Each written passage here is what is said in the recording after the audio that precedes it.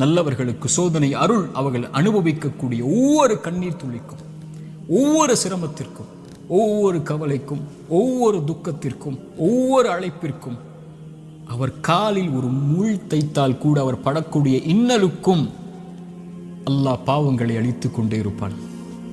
ரசூலுல்லாஹ் சொன்னார்கள் ஸல்லல்லாஹு அலைஹி வஸல்லம், ஆனால் பாவி படக்கூடிய ஒவ்வொரு சோதனையும் அவன் மீண்டு அல்லாஹ்விடத்திலே செய்த பாவங்கள் எதுவாயினும், அவன் கடந்த காலம் எதுவாயினும், எவ்வளவு கொடிய பாவங்களை வைத்திருந்தாலும் அவன் பாவத்திலிருந்து விலகாமல் சோதிக்கப்படும் போது நன்மையை நோக்கி செல்லாமல் இருந்தால் அவனுக்கு இந்த உலக வாழ்வும் மறுமையும் அழிவுதான்.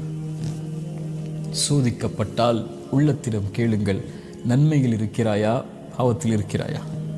நன்மையில் இருந்தால் இது உனக்கு அருளின் சோதனை, முன்னேறு, வெளிச்சம் உனக்கு முன்னால் இருக்கிறது, நடந்து சென்று கொண்டே இரு, இந்த இருள் நீங்கிவிடும்.